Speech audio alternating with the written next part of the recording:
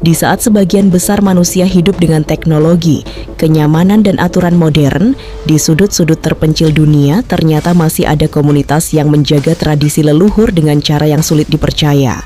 Mulai dari wajah yang sengaja diubah, tengkorak yang dibentuk leher yang dipanjangkan selama bertahun-tahun, hingga ritual rasa sakit yang bahkan sulit dibayangkan. Bagi dunia modern, semua ini mungkin terlihat ekstrem.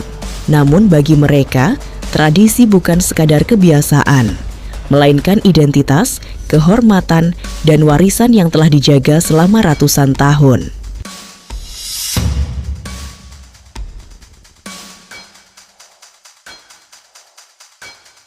Di sebuah lembah terpencil di timur laut India, hidup sebuah komunitas yang penampilannya pernah membuat banyak orang terdiam dalam keheranan.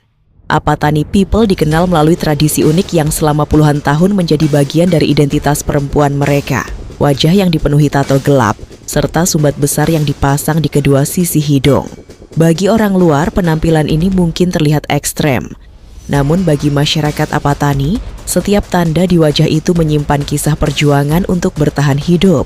Menurut cerita yang diwariskan turun-temurun, perempuan Apatani pada masa lalu dikenal memiliki kecantikan yang sangat menonjol hingga sering menjadi target penculikan oleh kelompok dari wilayah lain. Untuk melindungi para perempuan muda, para leluhur kemudian menciptakan tradisi mengubah penampilan wajah mereka secara sengaja agar tidak menarik perhatian orang luar.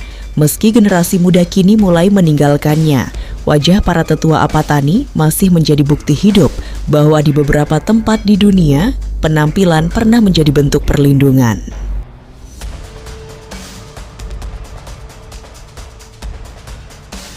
Jauh di wilayah Afrika Tengah, tepatnya di kawasan yang kini menjadi bagian dari Republik Demokratik Kongo, hidup sebuah komunitas yang selama bertahun-tahun menarik perhatian dunia karena bentuk kepala mereka yang terlihat sangat tidak biasa.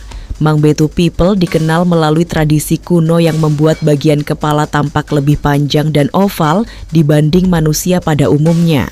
Hingga bagi banyak orang, penampilan mereka terlihat hampir seperti berasal dari peradaban yang berbeda.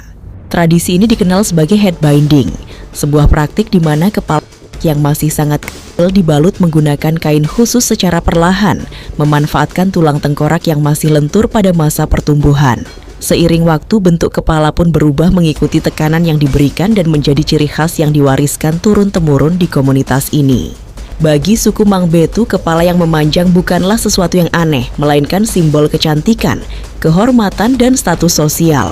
Meski praktik ini kini hampir tidak lagi dilakukan, wajah-wajah generasi terdahulu masih menjadi bukti bahwa di suatu masa, manusia benar-benar rela mengubah bentuk tubuhnya demi memenuhi standar keindahan dari budayanya sendiri.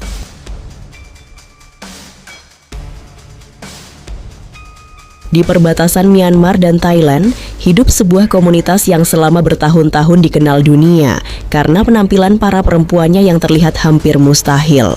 Kayan People memiliki tradisi unik di mana anak perempuan mulai mengenakan cincin kuningan di leher mereka sejak usia yang masih sangat muda. Seiring waktu, jumlah cincin akan terus bertambah, membuat leher mereka terlihat jauh lebih panjang dibanding manusia pada umumnya dan menjadikan penampilan ini sebagai salah satu simbol budaya paling ikonik di dunia. Meski terlihat seperti leher yang benar-benar memanjang, secara medis yang terjadi justru tekanan dari cincin-cincin kuningan itu secara perlahan mendorong tulang bahu dan tulang selangka ke bawah menciptakan ilusi visual yang khas.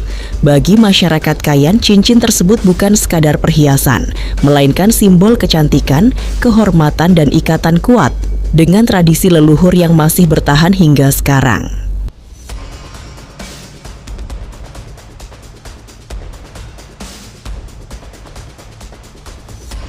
Jauh di pedalaman kepulauan Mentawai Islands, hidup sebuah komunitas yang menjadikan tubuh manusia sebagai bagian dari warisan budaya yang tidak ternilai. Mentawai People dikenal sebagai salah satu suku dengan tradisi tato tertua di dunia, di mana hampir seluruh tubuh dipenuhi pola-pola khas yang dibuat menggunakan alat tradisional.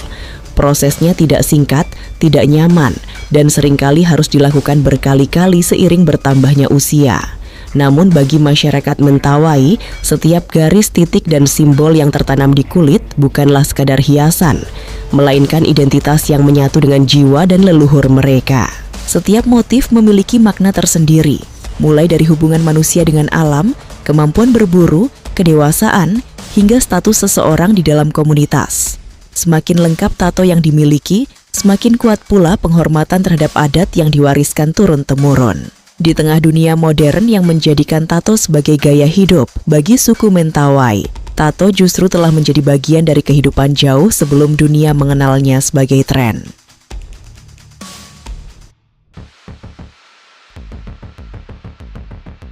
Jauh di dalam hutan hujan Amazon, hidup sebuah komunitas yang memiliki salah satu ritual kedewasaan paling ekstrem yang masih bertahan hingga sekarang.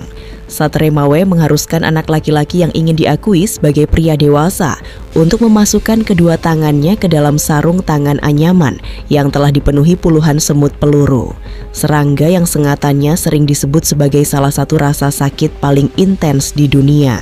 Selama beberapa menit, mereka harus tetap berdiri, menahan gemetar, rasa terbakar, dan nyeri yang menjalar ke seluruh tubuh, tanpa menunjukkan rasa takut sedikit pun. Namun ujian itu tidak berhenti hanya sekali. Dalam beberapa tradisi, ritual ini harus diulang berkali-kali hingga seseorang benar-benar dianggap layak menjadi pejuang. Setelah sarung tangan dilepas, tangan biasanya mulai bergetar, mati rasa, bahkan sulit digerakkan untuk sementara waktu. Bagi dunia luar, ritual ini mungkin terdengar di luar nalar. Tetapi bagi suku Satremawe, rasa sakit bukanlah hukuman, melainkan jalan menuju kehormatan.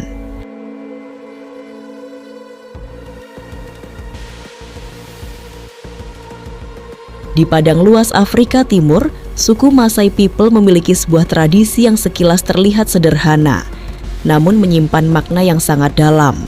Dalam ritual yang dikenal luas sebagai bagian dari perjalanan menuju kedewasaan, para pria muda akan melompat setinggi mungkin secara bergantian di hadapan komunitas mereka, tanpa ancang-ancang, tanpa bantuan, hanya mengandalkan kekuatan kaki, keseimbangan, dan ketahanan tubuh. Semakin tinggi lompatan yang mampu mereka capai, semakin besar pula rasa hormat, kepercayaan diri, dan kehormatan yang mereka dapatkan. Di tengah dunia modern yang terus berubah, satu lompatan bagi suku Maasai bukan sekadar gerakan, melainkan simbol keberanian, identitas, dan harga diri seorang pejuang.